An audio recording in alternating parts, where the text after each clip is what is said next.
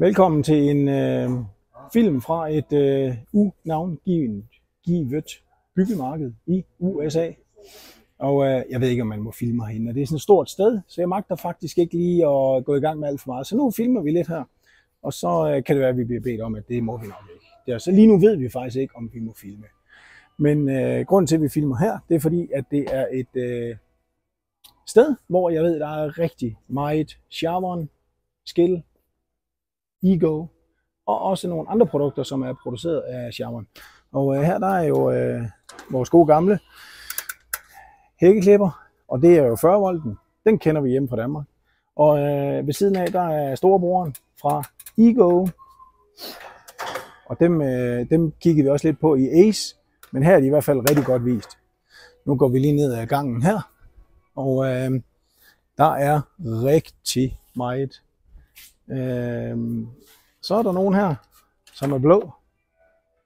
De bliver også produceret af Ego, og den minder jo faktisk lidt om en, vi kender. Stens Kreative Værksted. Han har der i hvert fald lavet lidt med den der, bare i en rød, hvor der står skilt på. Og så kommer den her. Og Hobby Motor har i hvert fald lavet en god film med den. Så mange af produkterne, dem kender vi jo fra lille Danmark. Blue Blazer. Der er også 40 volts banditten. Så det er ligesom om, at i haveserien, der er det altså 40 volt, de fokuserer på her i det store land. Den kender vi også derhjemmefra. Så er der storebrødrene fra Ego. Og dem har jeg faktisk set i Formel 1. Og som sagt, det er jo også sådan lige, det er skillen på lidt steroider, og hvordan de er det, det ved jeg ikke. Det er ikke styr på det program der. Men det er i hvert fald rigtig godt repræsenteret. Og så igen, det blå her, som jeg også ved, at Chevron står for.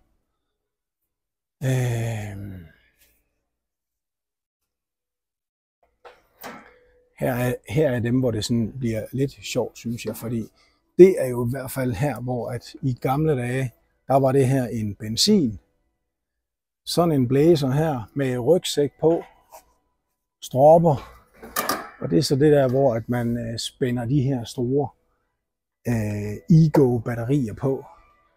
Og jeg er ikke ekspert i det, men jeg synes, det er lidt fedt, når det bliver lidt stort og voldsomt, og så er på batteri i stedet for benzin. Det viser i hvert fald godt noget om udviklingen og hvor det går hen. Fordi her kan man jo så se Craftsman med en motor, og snoren den knækker, og tændrørene skal skiftes, bevares over tid, ikke? Hvor at, der tænker jeg, at det er en fed udvikling, der er med de her batterimaskiner. Nå, nu lister jeg lidt længere nedad. Og hen ved trimmerne, Jacob, hvis du lige gider filme dem lidt. Der kommer nemlig også både de blå, som sagt er også noget, jeg ved, Chevron producerer i hvert fald meget af det. Og så kommer jo igen nogle af dem, vi kender. Den her, den har Hobby Motor i hvert fald også testet. Og storebrødrene fra Ego med de en lille smule større, hvor Skil jo er 40 volt, så Ego 56 volt. Og så er det jo de der batterier, som også duer på de store zero turn plæneklipper, og så skal vi lige vise den der. Den så vi herhenne. Vi skal lige have plæneklipperne med. Der er også Skil 40 volt. Og så kommer der en masse der i de blå også. Dem ved jeg faktisk ikke, om Chevron har noget at gøre med. Og så kommer Ego igen. Det er altså et stort fedt program. Og den jeg så vil vise før, hvor man godt kan se, at Ego det er storebroren. Fordi sådan en lampe her, er du gal, jeg tror der er blæs på, når den først bliver tændt op. Jamen, det var haven, så hopper vi lige ned til værktøj. Jeg er så kommet i værktøjsafdelingen, og det der er fedt ved at være i det store land, bevares. Bauhaus i Danmark har måske lidt af det, men det er altså alle de her værktøjskasser. Prøv lige at se en bandit her. Og det kører jo bare derudad med rullebore og værkstedsbore og sortimentskasser, og jeg skal komme efter dig. Så lister vi os lige så stille ned, når vi lige har været rundt her og kigger. Fordi at det, der er sjovt ved den butik, vi er i nu, det er faktisk, at der er ret meget fra Xiaowan. Noget fra Skill, noget fra Ego, som vi lige har kigget på. Og så kommer der en del Flex også. Og Flex, det er jo det gamle tyske, som også er ejet af Xiaowan. Kommer der lidt hernede, hvor det så godt nok starter med at være blåt. Men det minder jo en lille smule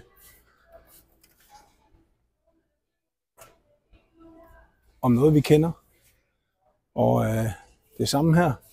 Og sjovt nok, så har de ikke dem i Skill. Men et stort udvalg har de i hvert fald af alle mulige.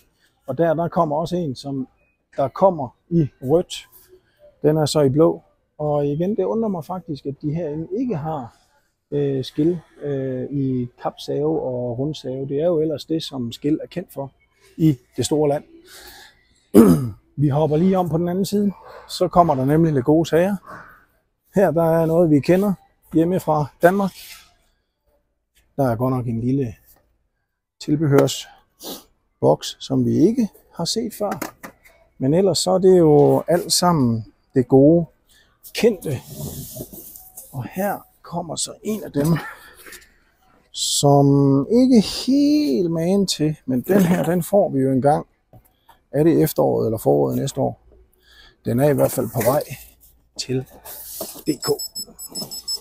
Så fik vi startet en alarm der. Det var rigtig godt.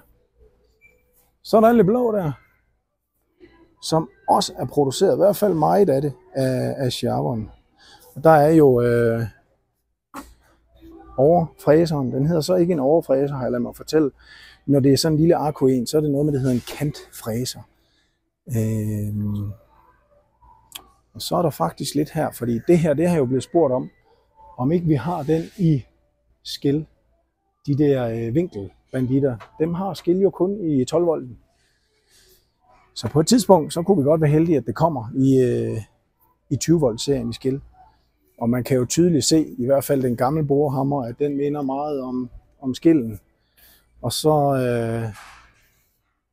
har Cobalt bare lidt modifikationer og variationer, som går lidt ud over noget. Den her ligner jo også ret godt sømpistolen.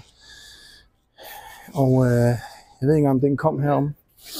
Der har vi jo så 12 volt, som vi kender hjemmefra. Den der, som Hobbymotor han købte, da han var herovre. Den har vi jo fået i DK. Så hopper vi lige ned på reolen hernede.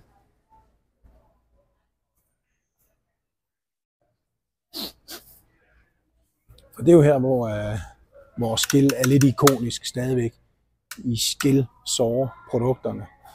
Og hvor man også godt kan se, at der er simpelthen lige lidt mere aluminium og lige en lille smule mere maskine på det gamle Skillsaw brand, som vi jo ikke har i Europa længere. Faktisk aldrig har haft det. Vi har brugt det en lille smule på noget af Skill-produkterne. Kommer der lidt mere Skill. Og så hopper vi lige om på den anden side. Vi skal den anden vej rundt, ja.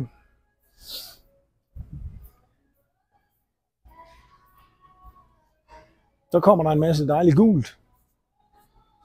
Og endnu mere af det gule, det er jo ret populært herovre.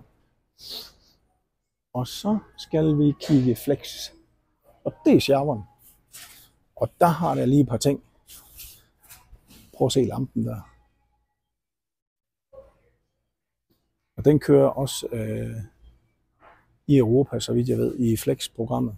Og deres, støvsuger. Sådan en industristøvsuger. Det er så fede produkter. Og der er bare noget af det, som jeg ved, det kommer altså ikke i Skill, selvom vi godt kunne tænke os det.